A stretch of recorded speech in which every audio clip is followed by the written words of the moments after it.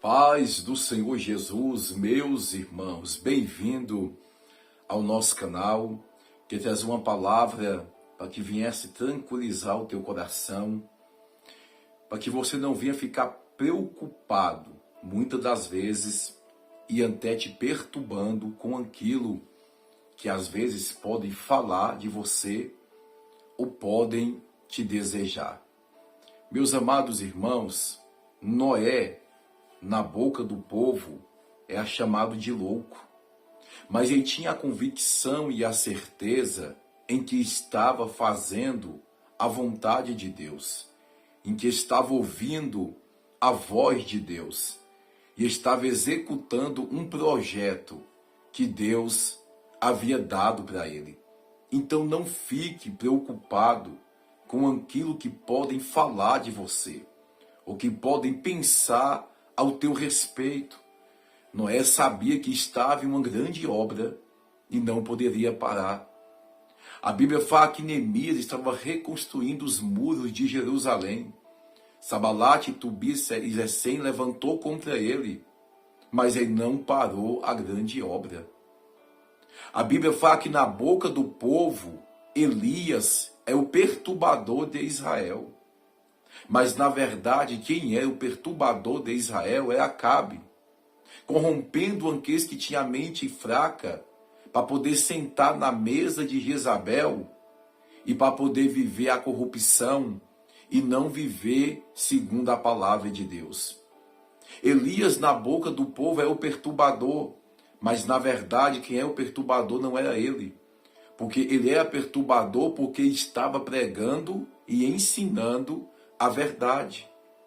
Moisés, para muita gente, ele era gago, homem de palavra pesada. Criticaram Moisés, mas Moisés executou um trabalho, o projeto de Deus.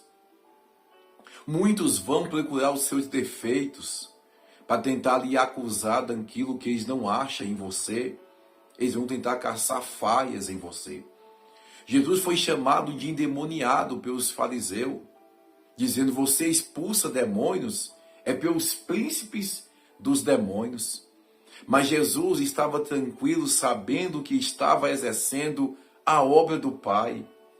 Escute, sempre vai achar alguma coisa para tentar nos acusar, para tentar nos apontar.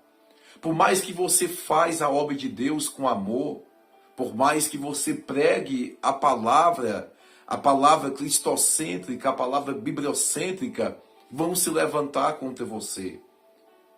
Então, não se preocupe com isso, irmãos. Não para. Se eu, pastor Luciano, ao decorrer desses 17 anos, anunciando a palavra, pregando o mesmo evangelho que o Senhor me deu, que o Senhor me ensinou, se eu fosse olhar para A e para B, as críticas, os falatórios.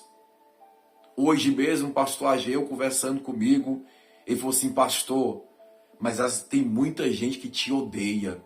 E às vezes a gente não sabe nem por que te odeia. Muitos falam mal de você, a gente não sabe nem por que fala mal. Porque a gente prega a palavra. Eu falei assim: pastor, a gente sempre vai incomodar alguém. Independentemente, as pessoas vão procurar alguma coisa, mas nós não podemos parar. Estamos em uma grande obra. Falando um português alinhado ou não, sendo poliglota ou não, sendo indouto ou não, a gente não pode parar de anunciar o evangelho. Tem almas que estão sendo alcançadas, tem vidas que estão sendo tocadas pela palavra que o Senhor tem colocado em nossos lábios. A gente não pode parar de pregar. Nós não pode parar de anunciar que Bíblia ainda é Bíblia, que pecado ainda é pecado, e que Deus está nos chamando para poder viver uma vida separada, diferenciada, no meio de uma sociedade corrupta, e no meio de um sistema até gospel evangélicos corruptos, que já enlargueceu as portas e já não dão mais ouvido à verdade e estão profanando e escandalizando o nome do Senhor Jesus. Nós temos que continuar pregando a verdade, continuar pregando a palavra de Deus, debaixo de perseguição, debaixo de altos e baixos, temos que continuar anunciando até que Jesus Cristo ele venha. Entenda que Paulo, em Atos 16, quando chegou naquela cidade, que aquela moça com o espírito de adivinhação, ele repreendeu o demônio dela. Aqueles magistrados lançaram mão de Paulo e Silas, dizendo: olha, esses homens, sendo judeus, nos traz costumes impropícios, ilícitos, que não é o nosso costume aqui. Ele nos perturba. Mas Paulo tinha a convicção e a certeza que estava fazendo o que é certo. O que nos faz deitar e acordar tranquilo é o que a gente estamos fazendo é certo. A minha esposa, Deus deu um projeto para ela, vou mostrar a imagem do primeiro culto que teve, solo da intimidade. Esse projeto da minha esposa começou nos lares e não parou, vai continuar nos lares, aonde tem culto nos lares, aonde tem visita nos lares. E agora ela levou o projeto para a igreja, que é o solo da intimidade, sarados para poder sarar, libertos para poder libertar, restituídos para poder restituir. Irmãos, deu uma multidão de mulheres. E vou mostrar as imagens para os irmãos aí. Só que eu já falei para ela, se prepara. Porque o inimigo ele vai se levantar. Ele vai fazer de tudo para poder parar com o projeto de Deus. Com a obra de Deus. Você acha, irmão, que já não fizer de tudo para tentar mudar a doutrina do Ministério MPV? Nós não somos preconceituosos. Nós não somos julgadores de maneira alguma. A gente abraça todos que vêm. Resultado, que dentro da MPV tem ex-homossexual, tem ex-macumbeiro, ex-traficante, tem tudo. E Deus tem feito uma obra, tem transformado estas vidas, porque a gente abraça todos que ali vão. E eu ensino a igreja a não julgar e não ser preconceituosos. Irmãos que vêm de outro ministério, pessoas que chegam, que estão em processo de libertação, requer o amor, requer a paciência, requer o cuidado, requer o abraço, requer o cuidado com essas pessoas. Não é julgar, não é condenar, não é botar para fora, nunca deixando de ensinar a verdade. Não é expor a pessoa, às vezes, em cima de um altar. Não. Às vezes, quando errou, a gente vai até a pessoa no particular, vai até a casa da pessoa, conversa com a pessoa, dá um abraço, mostra o nosso apoio. Isso é igreja. As igrejas que ensinam a verdade, muitas vezes por falta de sabedoria, estão matando pessoas em vez de ganhar as almas. E Deus tem nos dado sabedoria.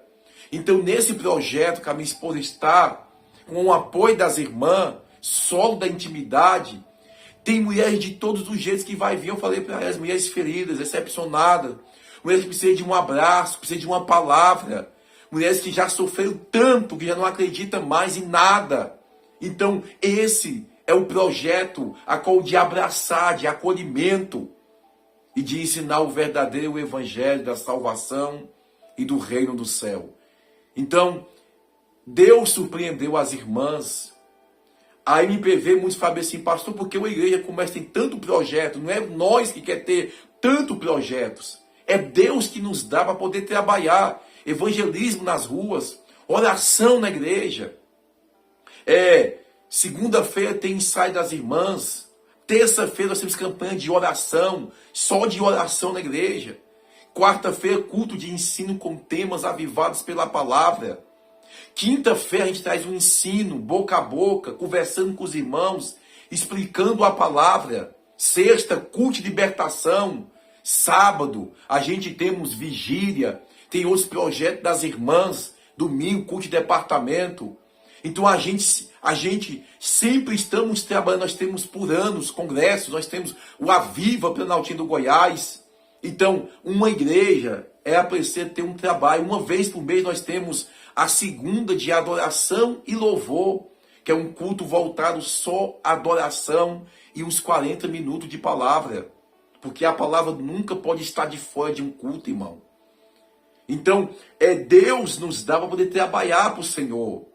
Porque a nossa mente, o nosso coração tem que estar envolvido com a oração, envolvido com a palavra, envolvido com o jejum, envolvido com a meditação, envolvido com a vigilância, envolvido com o trabalho na obra do Senhor. E eu creio, irmãos, que eu vou viver muito mais do que eu já vivi com Deus. Vou viver grandes experiências com o Senhor. E eu creio que as promessas de Deus que eu já estou vivendo e as que Deus nos fez concernente ao ministério, eu creio, irmãos, um desejo que eu tenho de fazer cruzadas pelo ministério na rua, eu vou fazer ainda, porque é muito gasto, porque a gente faz culto na praça, a gente faz evangelismos, o ministério MPV, o ministério que trabalha para o Senhor Jesus. Mas eu tenho vontade de uma vez por ano fazer a cruzada na rua, para poder pregar, para que venha abrangir. Que eu já preguei muitas cruzadas e eu sei o efeito que a cruzada tem.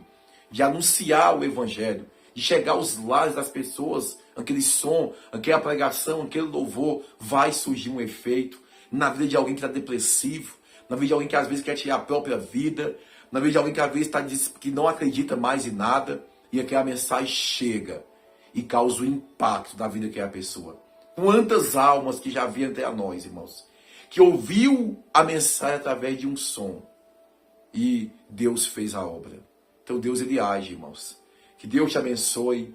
Fique com esta palavra em nome de Jesus.